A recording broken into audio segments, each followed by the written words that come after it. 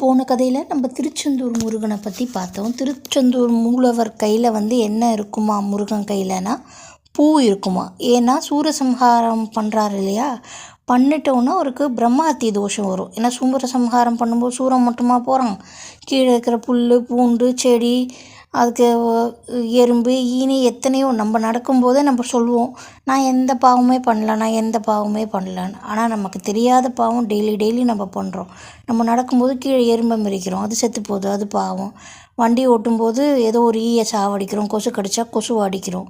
So அதெல்லாம் கூட பாவம் தானே. அந்த மாதிரி பெருமாளான முருகனுக்கே தோஷம் வந்து தான். எப்போது பிரம்மஹத்தி தோஷம் வந்தது எப்போன்னா சூரசம்ஹாரம் பண்ணும்போது. அப்போ அவர் என்ன பண்ணுறாராம், திருச்செந்தூரில் தான் போயிட்டு 5 லிங்கத்தை வச்சு வழிபாடு பண்ணுறாராம்.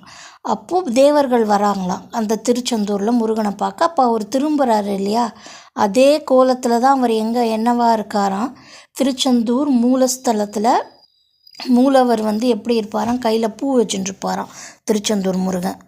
சரண பரகுருதி கொஞ்ச அப்படிங்கிற பாட்டில் என்ன சொல்கிறாங்க அப்படின்னா, அருணகிரிநாதர் ஒரு வாட்டி திருச்செந்தூர் போகிறாராம்.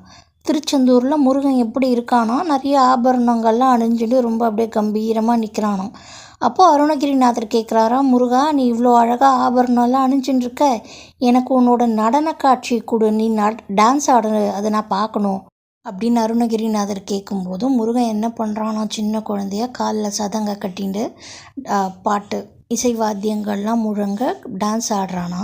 அது அருணகிரிநாதர் எப்படி சொல்கிறாராம் அப்படின்னா, கொண்ட நடனம் பெற செந்திலாண்டவா அப்படின்னு பாடுறாரு. ஈஸியாக முடிக்கும்போது நடனம் கொடும் கந்தவேலே அப்படின்னு சொல்லி அருணகிரிநாதருக்கு செந்திலாண்டவன் நடன காட்சி கொடுத்ததும் இதே திருச்செந்தூரில் தான் அப்படின்னு சொல்கிறாங்க.